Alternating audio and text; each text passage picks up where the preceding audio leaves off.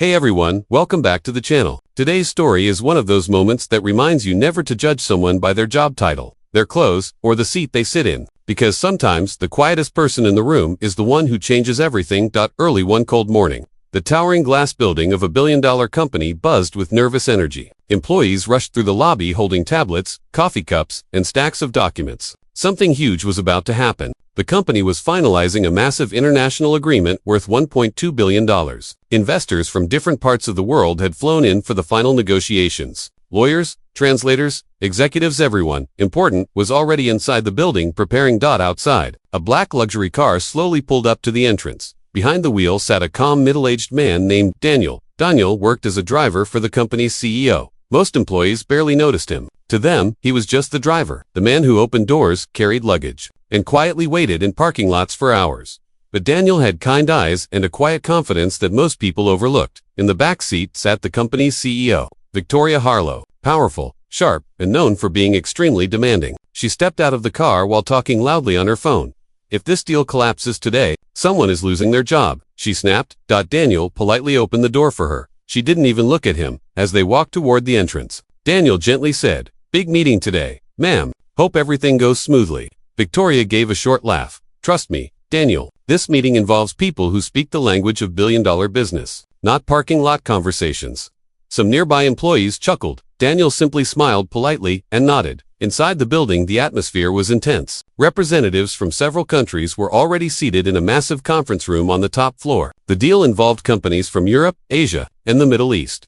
Translators had been hired, but there were concerns about accuracy. Victoria gathered her executive team. "Everyone stay sharp. One mistake could cost us everything."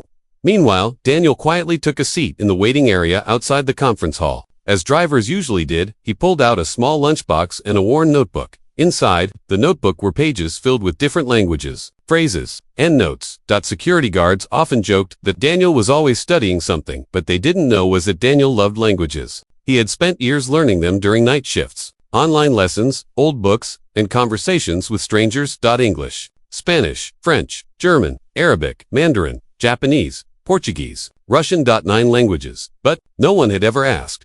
Inside the meeting room, the negotiations began. At first, everything seemed smooth. Smiles, handshakes, presentations. Then things slowly started going wrong. A representative from a European firm said something in German. A translator hesitated. Translated poorly. Another executive from Japan responded, slightly confused. The mood shifted. Papers shuffled. Whispers started. Victoria's face tightened. Then, a Middle Eastern investor began speaking rapidly in Arabic to his team. Again, the translator struggled. Something was clearly being misunderstood. One of the investors suddenly leaned back and said in a frustrated tone, "This is not what we agreed." Another replied, "That is not what we said." Voices started rising. The billion-dollar deal was beginning to collapse. Victoria whispered angrily to her staff, "Fix this."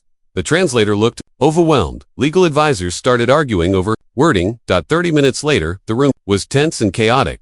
One investor even started packing his documents. "Maybe this partnership was a mistake," he said. Victoria felt panic rising in her chest. $1.2 billion was slipping away. Outside in the hallway, Daniel heard the noise, raised voices. Confusion. One assistant rushed out of the conference room looking stressed. Daniel politely asked, "Everything okay?" The assistant sighed, "Translation problems. No one understands each other anymore." Daniel paused. "May I help?" The assistant gave a tired laugh. "This is a high-level negotiation, not a taxi ride." She rushed away. Daniel went quiet again, but moments later, the conference room door suddenly opened. Again, 2 investors were arguing loudly in different languages. No one seemed to understand both sides. Daniel slowly stood. Then, calmly, he spoke. First in German. Perfectly clear. Both investors stopped. Then he switched to Arabic. The other group turned in shock. He calmly repeated the explanation in English. The hallway went silent. The assistant stared at him. "Wait, you speak?" Daniel smiled politely.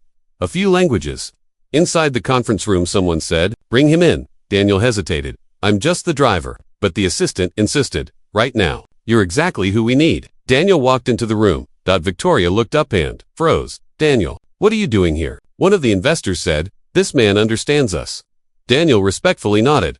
"With your permission, I think there has been a misunderstanding in the contract language." Victoria, still shocked, slowly gestured for him to continue. Daniel began calmly explaining that issue. First in German. Then in Japanese. Then Arabic. Then back to English. Every sentence. Precise. Every meaning. Accurate. Beep. Around the table stared in disbelief. Lawyers leaned forward. Investors started nodding. What? Had taken translators 30 minutes to struggle through. Daniel clarified in less than 5. Suddenly, the tension started melting away. Misunderstood. Clauses became clear. Cultural expressions were explained.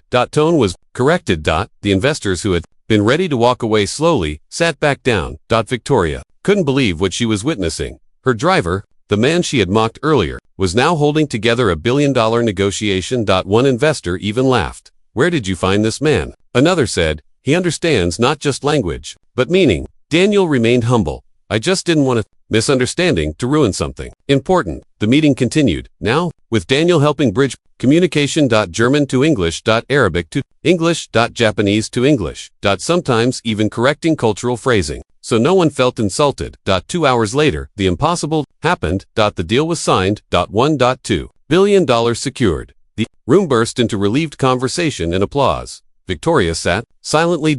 Staring at Daniel.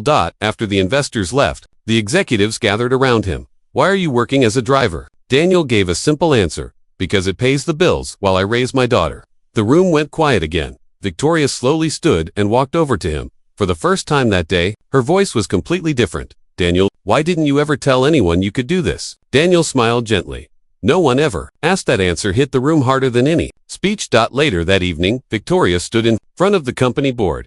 She said something no one expected. Person who saved this company today isn't one of our executives. She turned toward Daniel. It's our driver. The board members looked shocked. But after hearing the story, many of them stood and applauded. Victoria walked up to Daniel. I owe you an apology. Daniel shook his head politely. No apology needed, but Victoria continued. This company almost lost everything today. Because we underestimated someone. She paused. Starting tomorrow, if you're willing, I want you on our international relations team. The room filled with murmurs. Daniel looked stunned. I'm not sure I belong in a boardroom. Victoria smiled slightly. You already proved you do. Weeks later, the story spread across the company. Employees who once walked past Daniel without noticing now greeted him with respect. Not because he saved a deal, but because he reminded everyone of something important. Talent doesn't always sit in the biggest office. Sometimes it's quietly waiting in the parking lot. And the funny thing is, Daniel never changed. He was still calm. Still humble. Still studying languages. During lunch breaks, except now people finally listened. And Victoria never forgot that morning. The morning she mocked a single dad driver and discovered he was the most valuable person in the entire building. So the next time you see someone being overlooked, underestimated, or ignored, remember Daniel. Because brilliance doesn't always introduce itself loudly. Sometimes it waits patiently until the moment the world finally needs it. And when that moment comes, everything changes.